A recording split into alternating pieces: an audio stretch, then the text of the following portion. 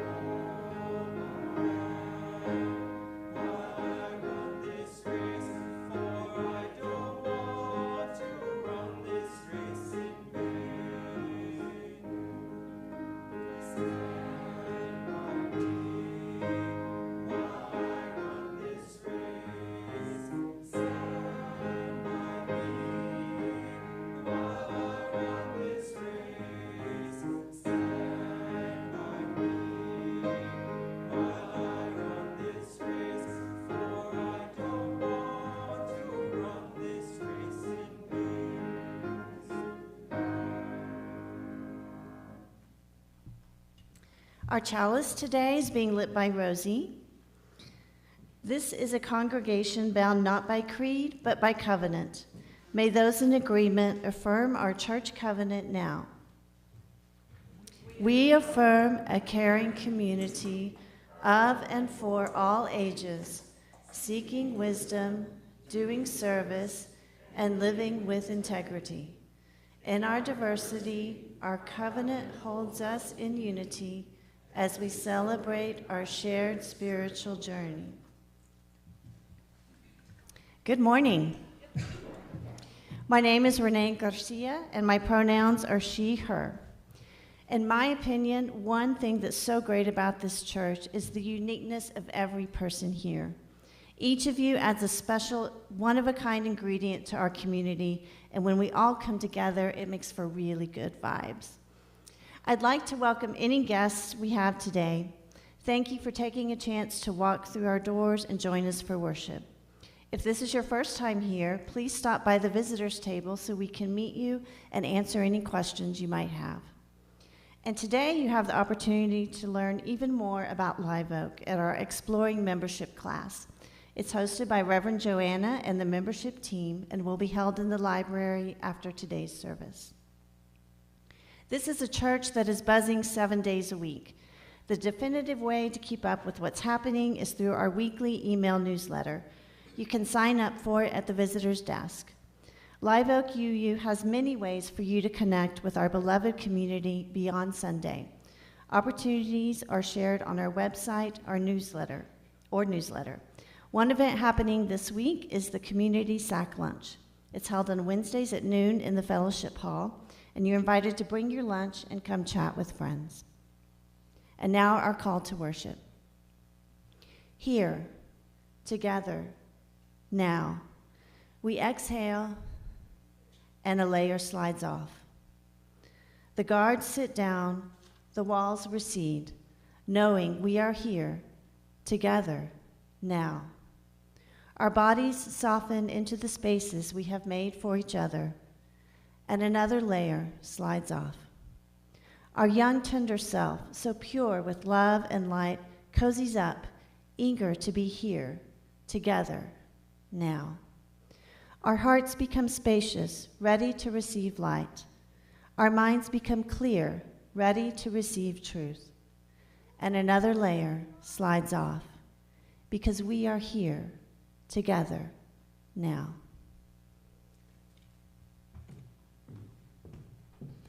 Each Sunday when we gather as a congregation, we bring our joys and our sorrows with us into this room. And so then whenever we ask for remembrance or celebration or prayer or thoughts, we make of this space a sanctuary. And we have several joys and sorrows here. Dan Scott is celebrating my successful double knee replacement and continuing rehabilitation. Erica shares, we are very proud of Logan for learning to ride a bike this weekend.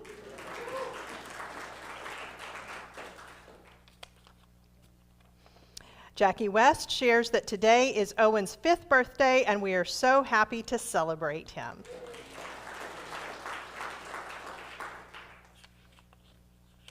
Okay, Lucian, you're going to have to help me with this one. I'm going to get a Lego World War II Japanese bunker. Man, they will do anything with Lego now.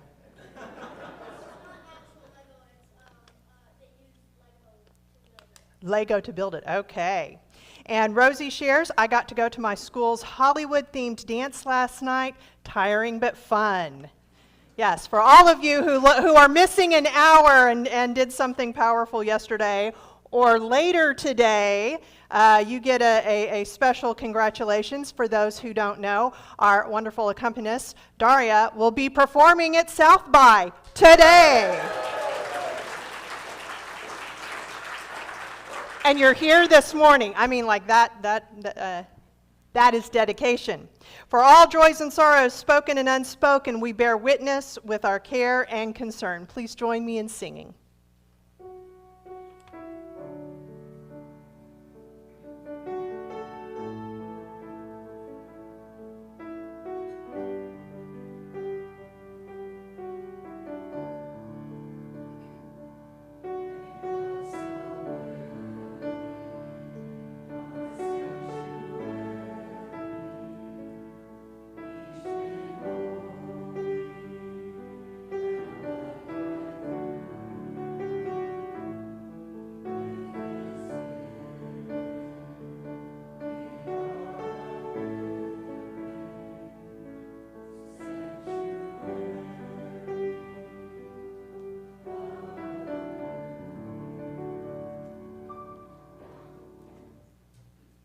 Please rise in body or spirit for the hymn, I Am Willing.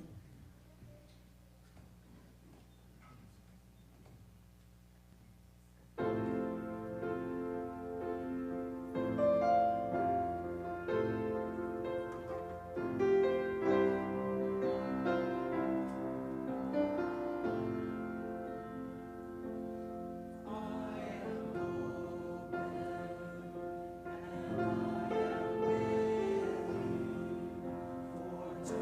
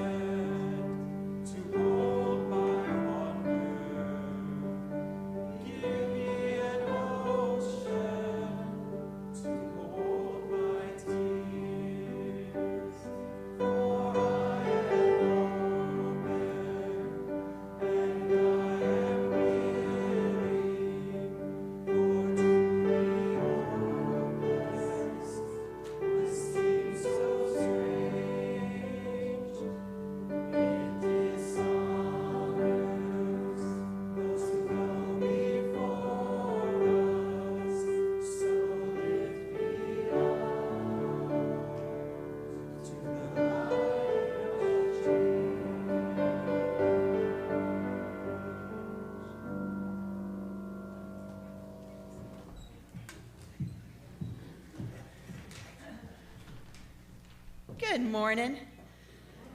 I am Chris Jarman. I'm your Director of Faith Development, and my pronouns are she, her, and I have a story for you today. And it's called Those Shoes. Everybody got shoes on? Yeah?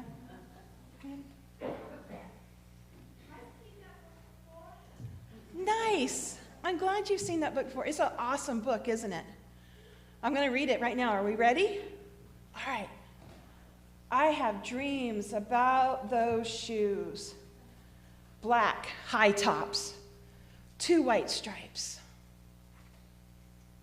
Grandma, I want them. There's no room for want around here, just need. Grandma says, and what you need are new boots for winter.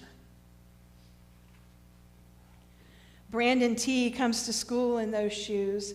He says he's the fastest runner now, not me. I was always the fastest before those shoes came along. Nate comes to school in those shoes. Antonio and I count how many times Nate goes to the bathroom. 7 times in one day, just so he can walk up and down the hall real slow.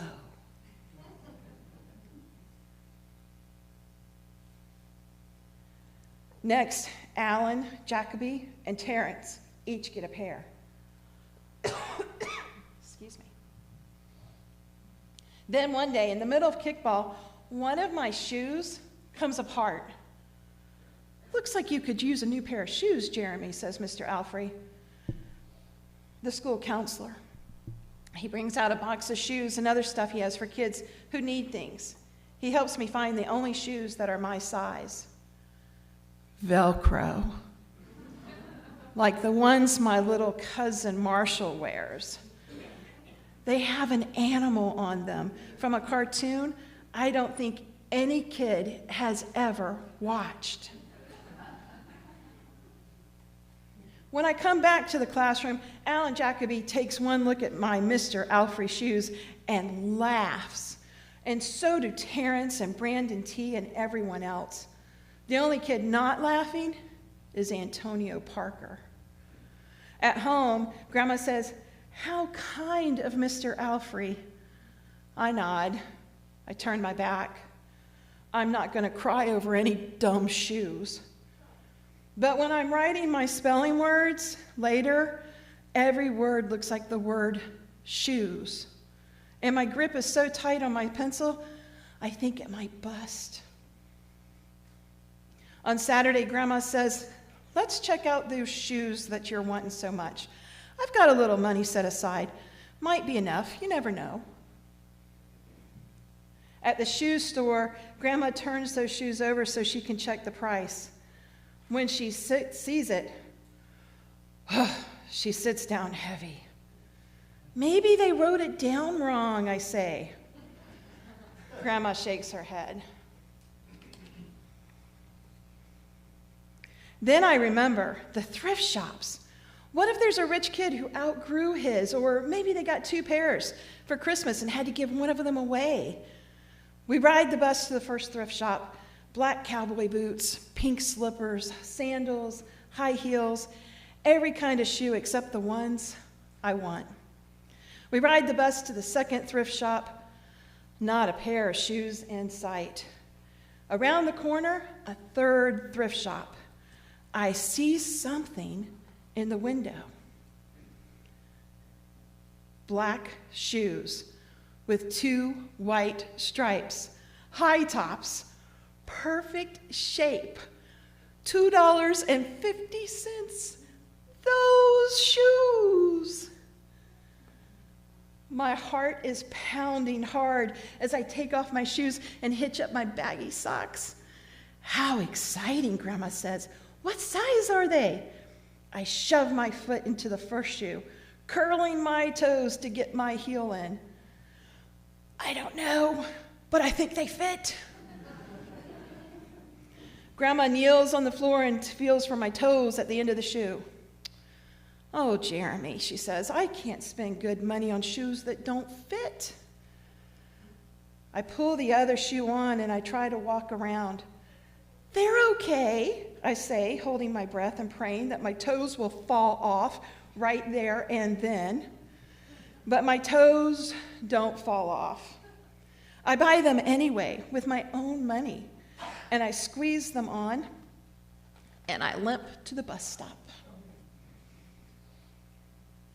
At home, a few days later, Grandma puts a new pair of snow boots in my closet and doesn't say a word about my two big feet shuffling around in my too small shoes. "Sometimes shoes stretch, you know," I say to Grandma. She gives me a hug. I check every day, but those shoes don't stretch. I have to wear Mr. Alfrey's to school instead. One day during math, I glance at Antonio's shoes. One of them's taped up, and his feet look smaller than mine. After school, I head to the park to think. Antonio's there, the only kid who didn't laugh at my Mr. Alfrey shoes. We shoot baskets. A loose piece of tape on Antonio's shoe smacks the concrete every time he jumps. I think, I'm not going to do it. We leap off the swings. I'm not going to do it. We race from one end of the playground to the other. I'm not going to do it. Do what? Antonio says, breathing hard. Grandma calls me in for supper and invites Antonio over too. After supper, he spies my shoes. "How come you don't wear them?" Antonio asks. I shrug. My hands are sweaty. I can feel him wishing those shoes were his. That night, I'm awake for a long time, thinking about Antonio. When morning comes, I try on my shoes one last time. Before I can change my mind, my shoes are in my coat. Snow is beginning to fall as I run across the street to Antonio's apartment. I put the shoes on his front door, push the doorbell, and run. At school, Antonio is smiling big in his brand new shoes. I feel happy when I look at his face and mad when I look at Mr. Alfrey's shoes. But later, when it's time for recess, something happens. Everywhere there is snow. "Leave your shoes in the hall and change into your boots," the teacher announces. Leave your shoes in the hall. It's then that I remember what I have in my backpack. New boots. Brand new black boots that no kid has ever worn before. Standing in line to get a recess, Antonio leans forward and says, "Thanks." I smile, and I give him a nudge. Let's race. I wonder what we're all willing to do. What are we willing to give? What needs do we see that we can address? And with that, our story is told.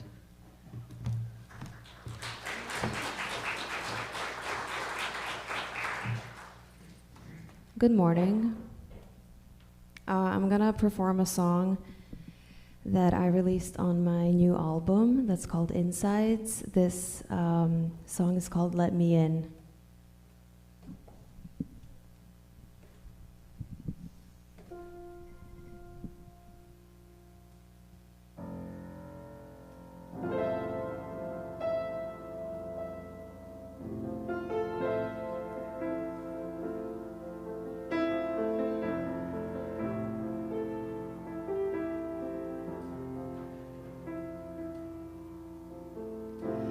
Love the way you hold me, like you just unwrapped me, like the first time that you saw me.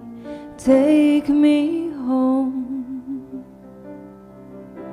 It's like you really want me. I love the way you pull me close.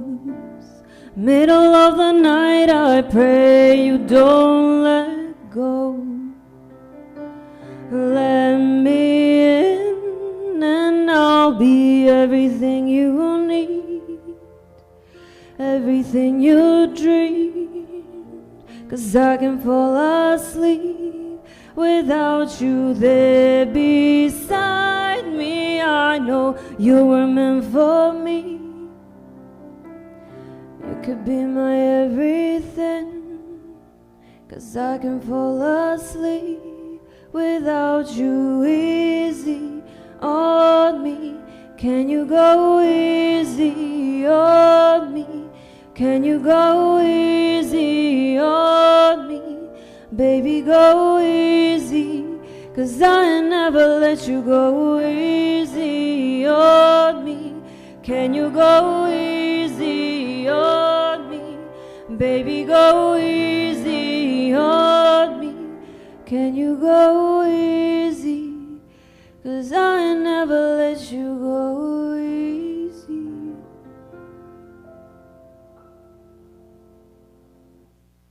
Thank you.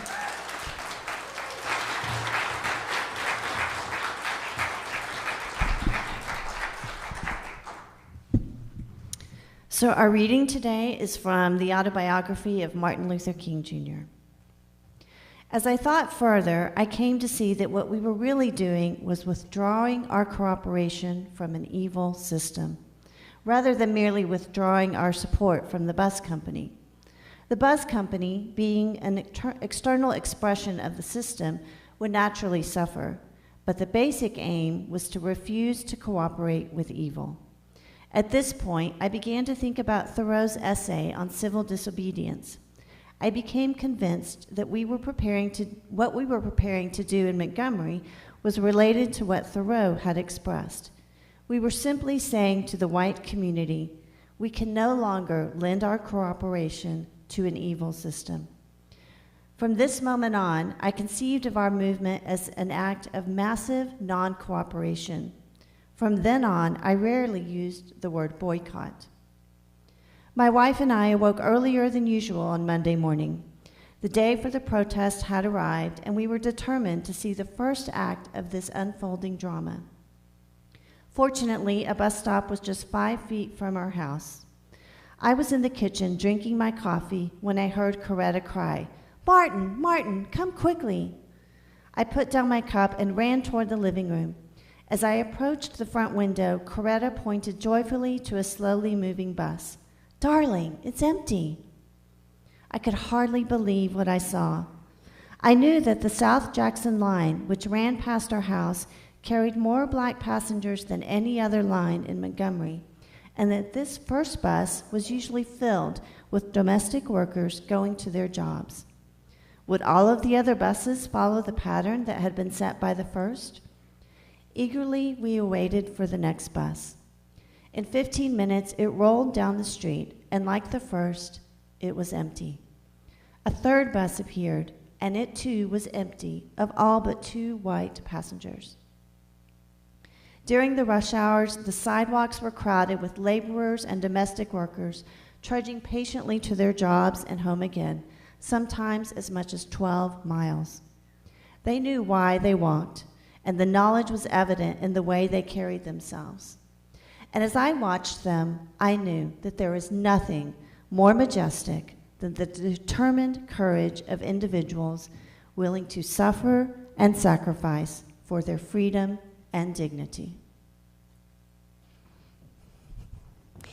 In 1945, there was this group of seminarians at Crane Theological School in Tufts University. They were Universalist seminarians, and they were so excited to be getting out into the world as ministers. They were going to revitalize Universalism. Unitarianism and Universalism were 2 different religious movements until they consolidated in 1961.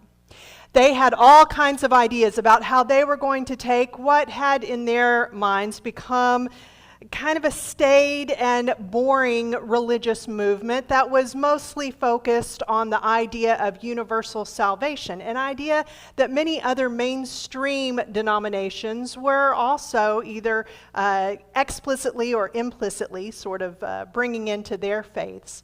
They had this idea that they could take universalism and help it become the religion that they felt it was supposed to be, a more universal religion.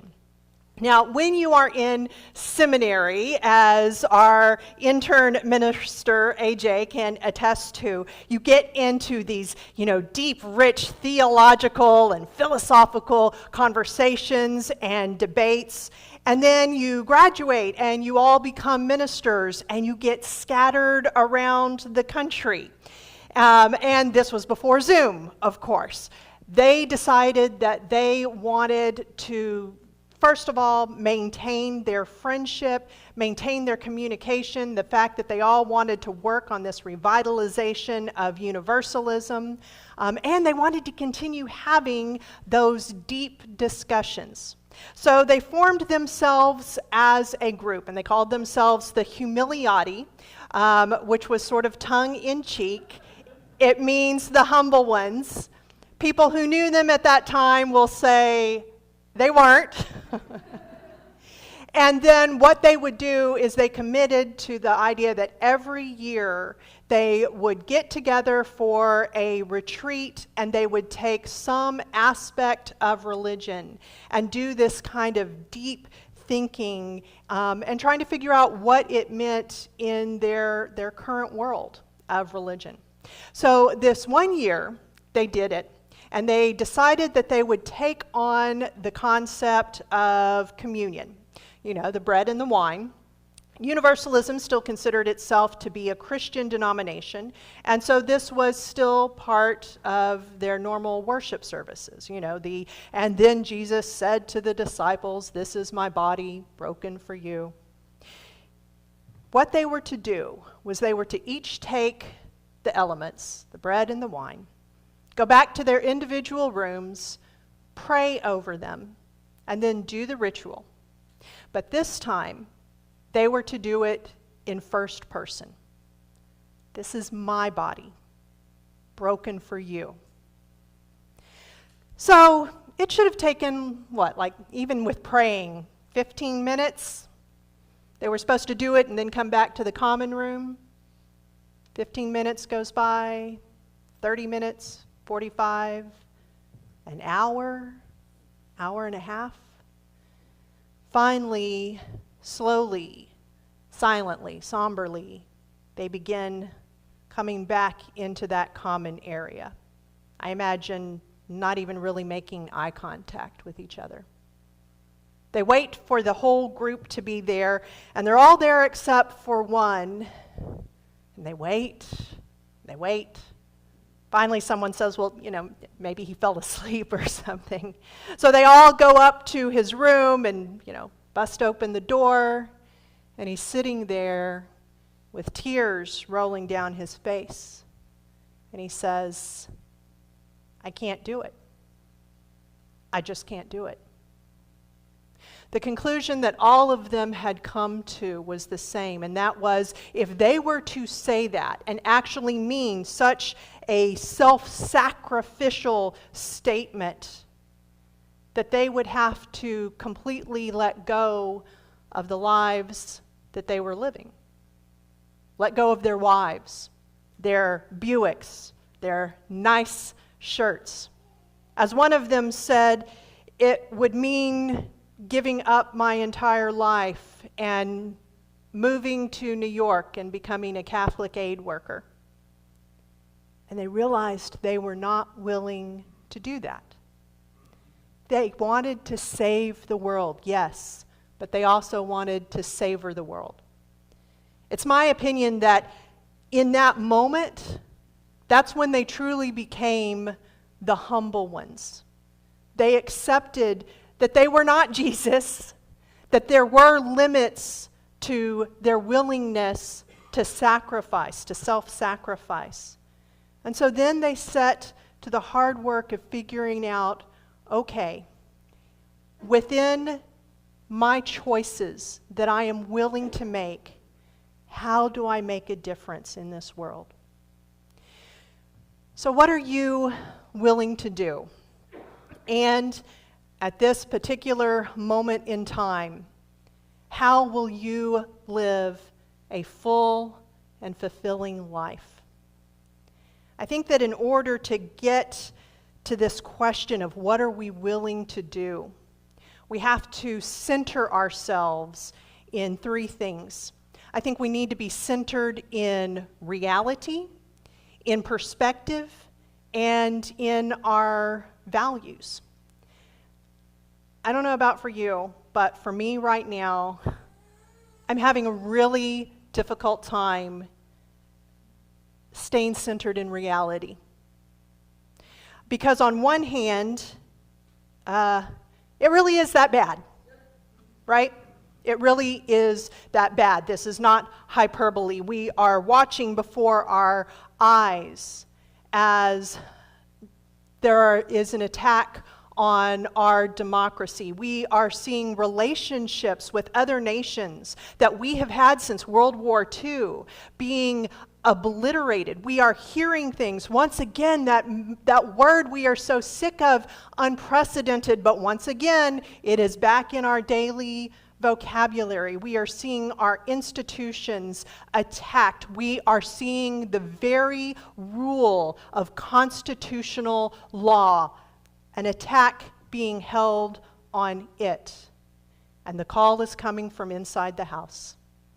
It's not coming from, well, maybe it is coming from another nation, but the conduit are elected leaders and the non-elected people that they are bringing in.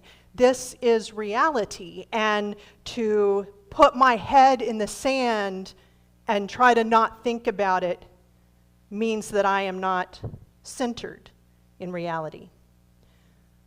But the other reality is this. For me, my life has not fundamentally changed yet from the way it was in October.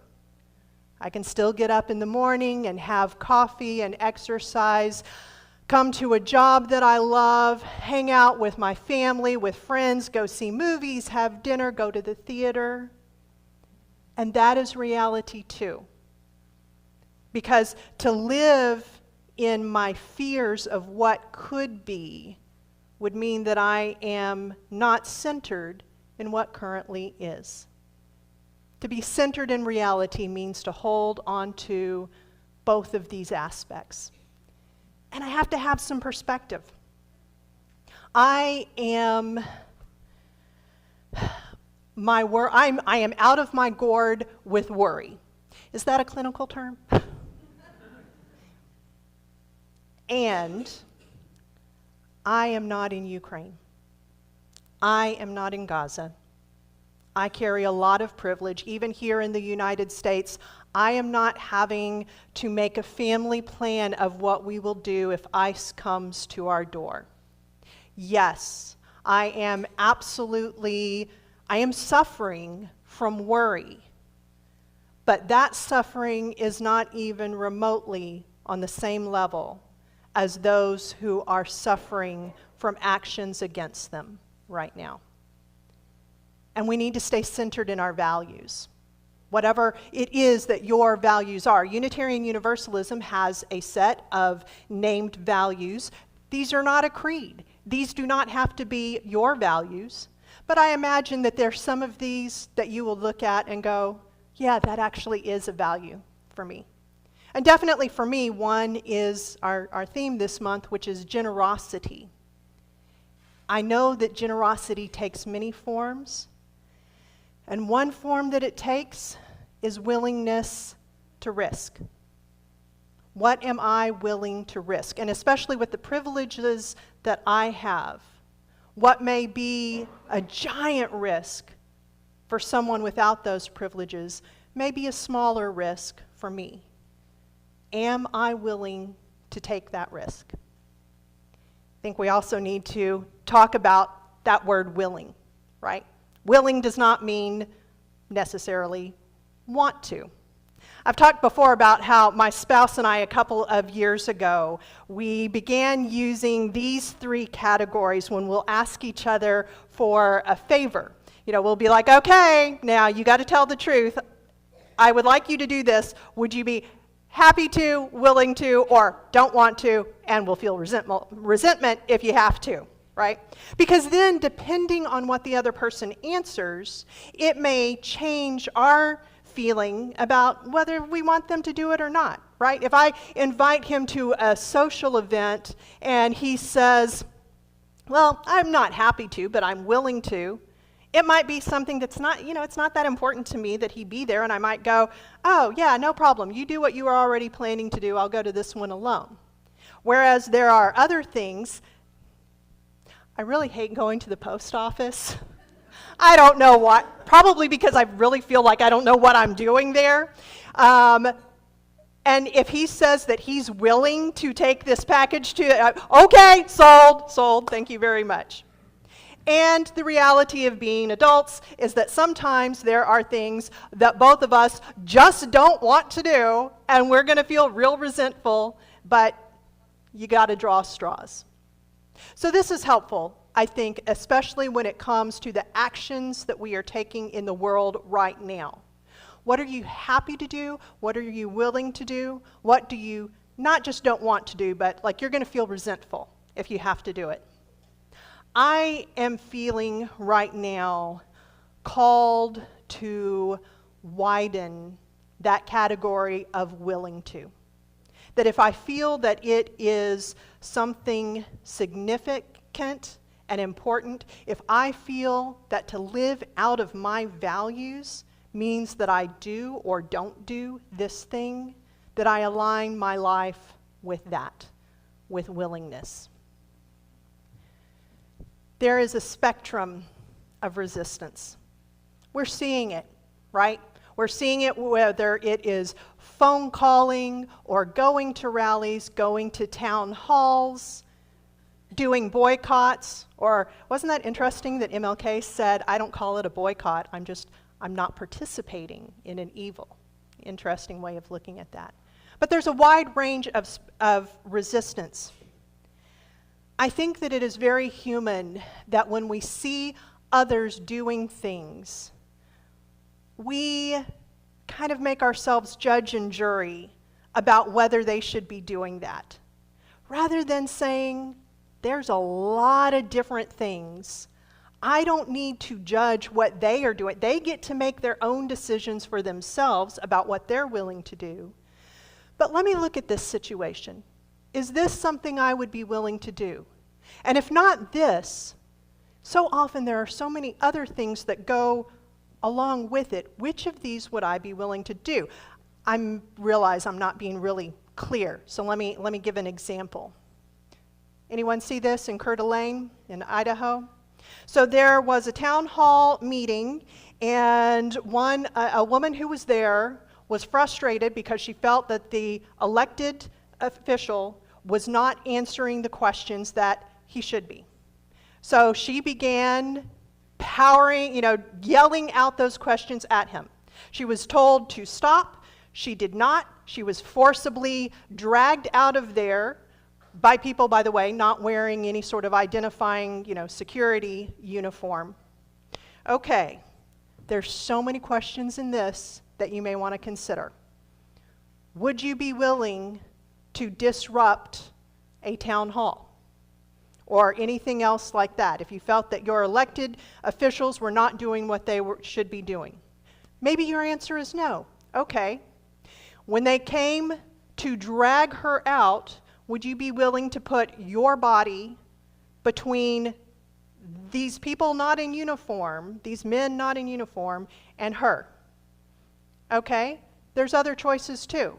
Would you be willing to raise your voice to say, as some did, who are these people? Would you be willing to follow them? Would you be willing to pull out your phone and film it all? Would you be willing to talk to the media about what you saw? Would you be willing to call the security company and demand that those people be fired? Would you be willing to call the city and demand that they break the contract? You see how there are so It is fine to say, I'm not willing to do this one thing. So find the thing that we are willing to do. At the White House, do you see this one?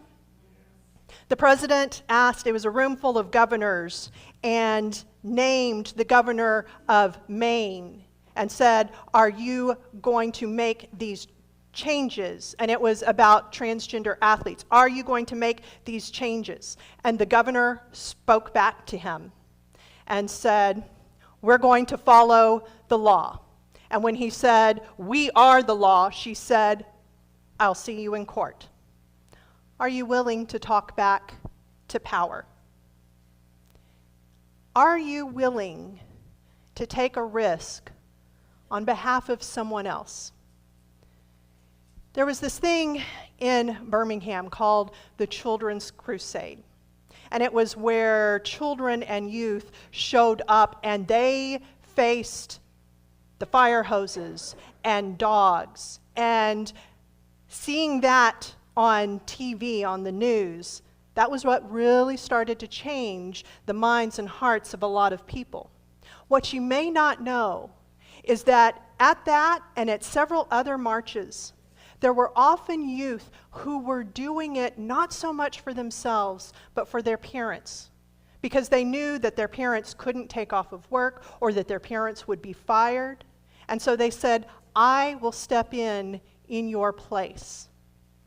Would you be willing to step in for what you know is important to someone else who can't do a certain thing? So the Humiliati, after they had this sort of reckoning, they really did go on to change the world. It is because of them that we had the merger. Several of them were involved in that. And their whole idea about communion changed. As one member of the Humiliati called it, he said, you drink the cup as a symbol of one's commitment to do what one should do, what one has been reluctant to do. They completely changed their understanding of what communion meant. And you can go back and read there's newspaper articles, all kinds of things about what they did. One became the president of the Universalist publishing house. He was an author, district executive of the UUA. Another was instrumental in the merger. He was the first VP of the UUA. One worked for the Red Cross and marched for civil rights. One was in Germany from 49 to 51 doing relief work with war refugees and setting up a dental clinic here in the U.S. on a Maine Indian reservation. Another was director of the Department of Ministry. I could go on and on. We can still do important things within that rubric of what are we willing to do. So what are you willing to do while you still live a full and fulfilling life? Would you join me now in a moment of meditation and reflection? Make yourself a little bit more comfortable. If it is helpful to center yourself, close your eyes. The Humiliati wound up redoing the whole communion service. And this is a part of that service called the Words of Assurance. Deep within us all, there is a sanctuary of the soul, a holy place, a divine center, a speaking voice to which continuously we may return. Eternity is at our hearts, pressing upon our time-torn lives, arming us with intimations of an astounding destiny, calling us home unto itself. Yielding to these persuasions, it is a dynamic center, a creative life that presses to birth within us. It is a seed stirring to life if we do not choke it off. It is the presence in the midst. Here is the slumbering God stirring to be awakened, to become the soul we clothe in earthly form and action. And it is within us all. And let's hold that for a moment in silence.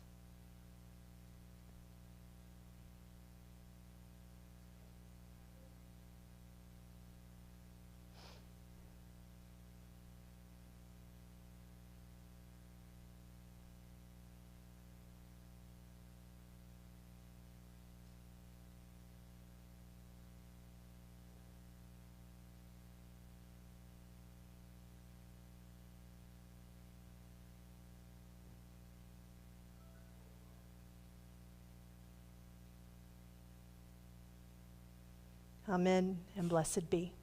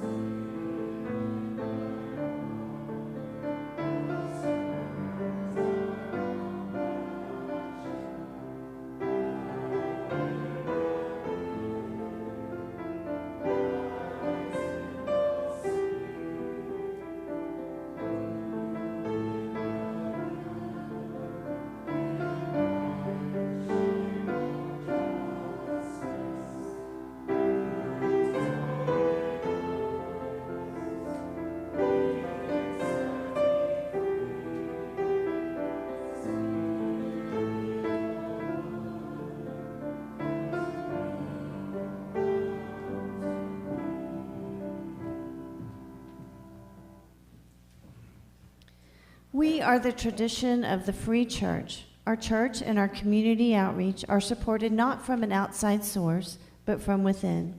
We invite you to make a financial contribution to help sustain this church's vital work, knowing that every gift, large and small, is appreciated and carefully used in service to our mission. The QR code or text information for donations is available at the back of the seat pocket. If you would like to donate by credit card, Apple, or Google Pay, someone from stewardship can assist you near the kitchen after service. As the ushers come forward to receive the offering, I invite you to say with me these words. We are building, beloved community, with our labor and with our treasure. With gratitude, we receive the offering. May it help us to fulfill our mission in the world.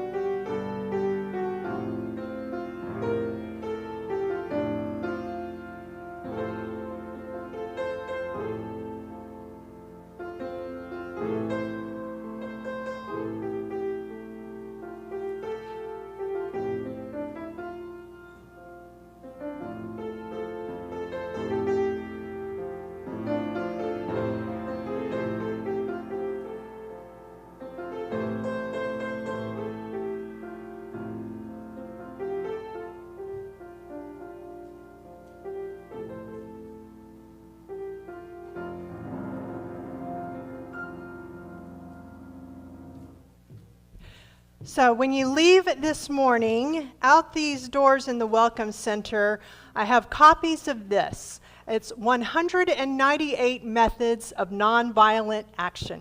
198.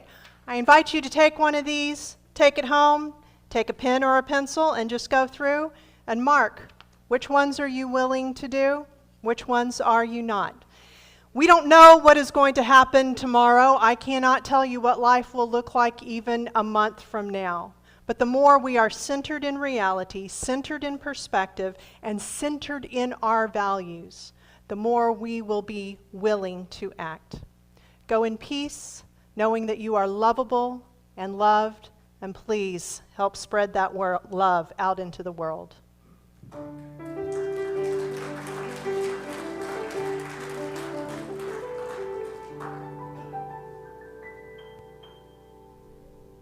And this is your invitation to the Faith Development Hour. We've changed things up a little bit today because, time changed, and a lot of our little friends were here last night for our Bluey night.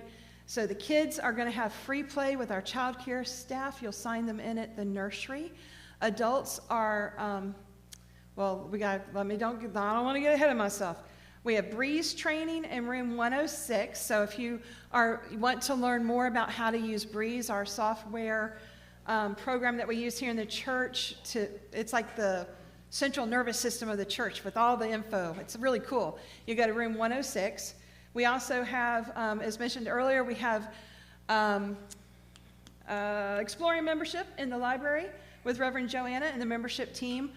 And for the rest of us, we have a whole church social action today, led by Karen, who's going to share more with us on what we're doing. So talk about what you're willing to do. We've got it set up for you in the fellowship hall. Good morning. We have a postcard party today, and we're going to make postcards on two initiatives.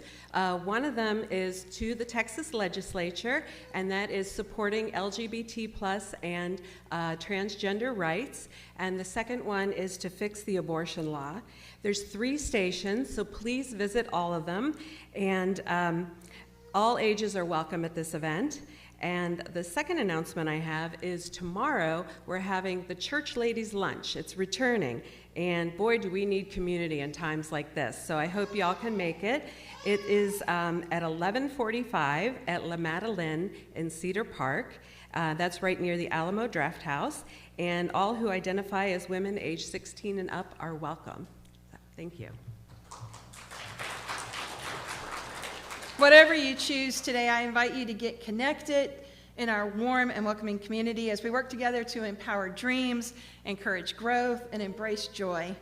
There's a place for you here, and you're not alone. I invite you to rise in body or spirit for our closing hymn, number 131, Love Will Guide Us, and remain standing for the extinguishing of our chalice.